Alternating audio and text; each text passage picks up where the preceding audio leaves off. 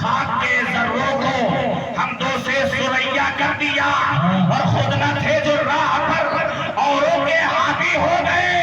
خود نہ تھے جو راہ پر اوروں کے حاوی ہو گئے۔ کیا خبر تھی جس نے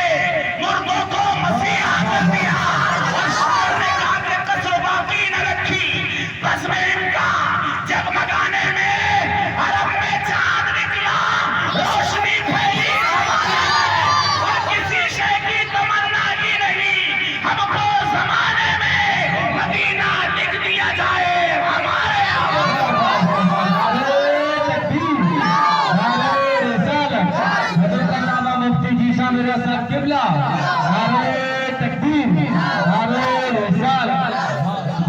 مدینہ لکھ دیا جائے ہمارے آب و دانا میں۔ اور ایک شاعر نے کتنے خوب انداز میں کہا تھا کہ وہ پوچھتا ہے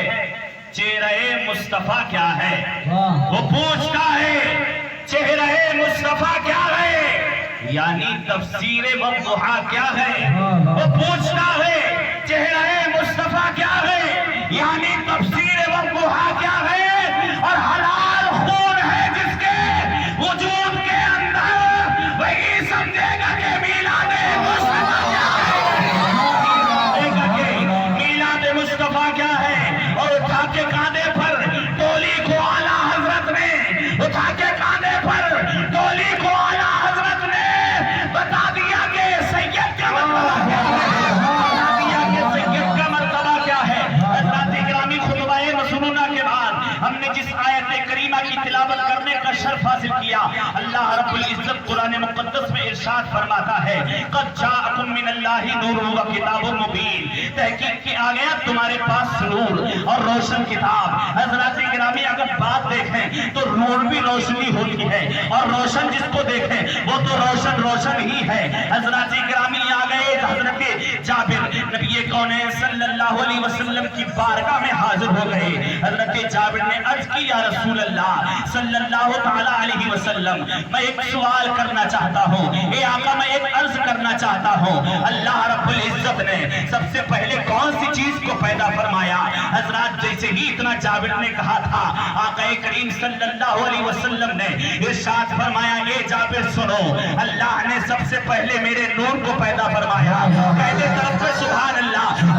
ابھی کچھ نہیں بنا ہے، ابھی انسان پیدا نہیں کیے گئے ہیں، ابھی جنات پیدا نہیں کیے گئے ہیں، ابھی فرشتے نہیں بنائے گئے ہیں، ابھی جنت نہیں بنائی گئی ہے، ابھی دوزخ نہیں بنائی گئی ہے، نہ تو یہ زمین ہے، نہ سما ہے، نہ مکی ہے، نہ مکا ہے، نہ چنی ہے، نہ چنا ہے، کوئی چیز دنیا کے اندر بنائی نہیں گئی ہے۔ نبی فرماتے ہیں اے جابر اللہ نے سب سے پہلے میرے نور کو پیدا فرمایا ہے۔ حضرات توجہ کرنا اور اس حدیث کو بغور سماعت کرنا، اللہ کے رسول نے فرمایا، اللہ کے رسول فرماتے ہیں کہ اللہ نے سب سے پہلے اے جابر میرے نور کو پیدا فرمایا، وَأَنَا مِن نُورِ اللَّهِ، اور میں اللہ کا نور ہوں۔ اعلیٰ حضرت عظیم البرکت کنز الکرامت جبل استقامت آیات من آیات اللہ معجزات معجزات رسول اللہ، اچھے رضا پیارے رضا ہمارے رضا تمہارے رضا، ہندوستان کے رضا پاکستان کے رضا جرمنی جاپان کے رضا، پوری دنیا کے اعلیٰ حضرت جرمنی جاپان کے اعلیٰ حضرت، انڈونیشیا ہو ملیشیا ہو،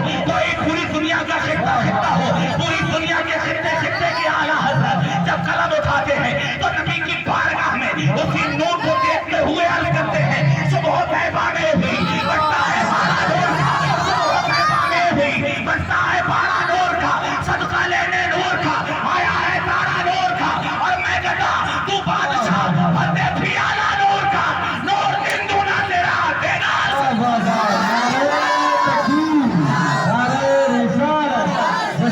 میلاد النبی سرکار کی آمد، سرکار کی آمد، نعرہ تکبیر، نعرہ رسالت۔ اور تیری نسل پاک میں ہے بچہ بچہ نور کا، تو ہے عین نور، تیرا سب گھرانہ نور کا، اور ناریوں کا دور تھا، دل جل رہا تھا نور کا، تم کو دیکھا ہو گیا ٹھنڈا کلیجہ نور کا۔ حضرات میرے آقا نے فرمایا اے جابر سنو، اللہ رب العزت نے سب سے پہلے میرے نور کو پیدا فرمایا اور میں اللہ کا نور ہوں۔ حضرات جیسے ہی اتنا ارشاد فرمایا، ایک کتاب ہے جس کو پوری دنیا مدارج النبوہ کے نام سے جانتی پہچانتی ہے۔ حضرات اس کتاب کو وہابی بھی مانتا ہے، اس کتاب کے رائٹر کو، اس کتاب کے رائٹر کو وہابی دیوبندی یہ سنی ہو، کوئی بھی فرقے کا ہو، ہر فرقہ والا اس کتاب کو مانتا ہے۔ مگر حضرات گرامی جب اس کے رائٹر جب لکھتے ہوئے نظر آتے ہیں تو حضرات وہ یوں لکھتے ہیں، اللہ رب العزت نے سب سے پہلے اپنے نبی کے نور کو اپنے نور سے پیدا فرمایا، اور جب اپنے نور سے اپنے نبی کے نور کو بنا دیا گیا تو حضرات گرامی اعلیٰ حضرات گرامی رائٹر لکھتے ہیں، لکھنے والا کاتب لکھتا ہے، اللہ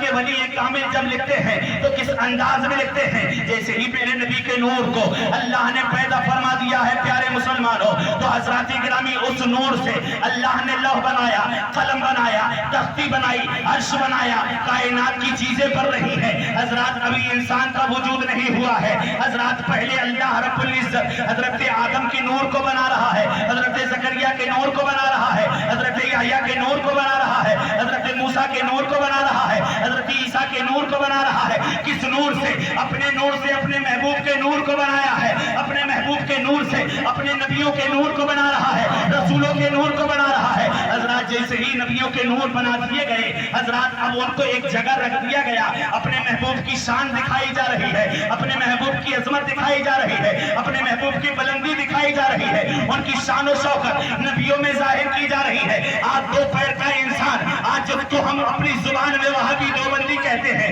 عقل کا دشمن ہے اور دو پیر کا جانور ہے، حضرات اس کو یہ پتہ نہیں ہے کہ ایک انجمن ہم سجا رہے ہیں تو اس کو بدعت کہتا ہے، ایک انجمن پروردگار عالم سجا رہا ہے اس کو بدعت کیوں نہیں کہہ رہا ہے؟ جب یہ بدعت ہو سکتی ہے تو وہ بھی بدعت ہو سکتی ہے۔ یہ بدعت نہیں ہے، یہ اللہ کی سنت ہے اور نبیوں کی سنت ہے۔ اللہ رب العزت اپنے محبوب کی شان اپنے محبوب کی شان جو ہے فرشتوں میں بتا رہا ہے، اللہ رب العزت اپنے محبوب کی شان نبیوں میں دکھا رہا ہے، رسولوں میں دکھا رہا ہے۔ جب اللہ ہو کر، جب پروردگار معبود ہو کر اپنے محبوب کی تعریف کر سکتا ہے تو ہم امتی ہو کر نبی کی تعریف کیوں نہیں کر سکتے؟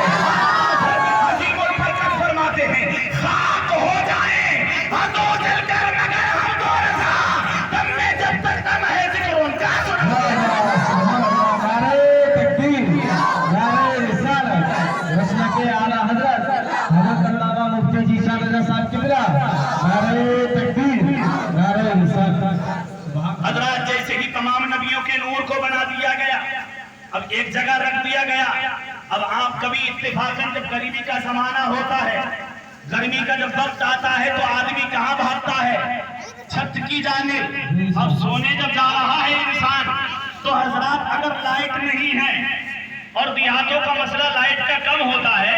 حضرات جب آدمی لائٹ کی پرابلم میں پھنس جاتا ہے تو اب چھت تلاش کرتا ہے۔ اب جیسے ہی چھت پر پہنچتا ہے تو حضرات نہ تو اس کو تکیہ نظر آ رہا ہے، نہ تو بستر نظر آ رہا ہے، نہ تو جو آس پاس میں چیزیں رکھی ہوئی ہیں وہ نظر آ رہی ہے۔ ڈائریکٹ اس کی نگاہ آسمان پر دوڑتی ہے اور دوڑتی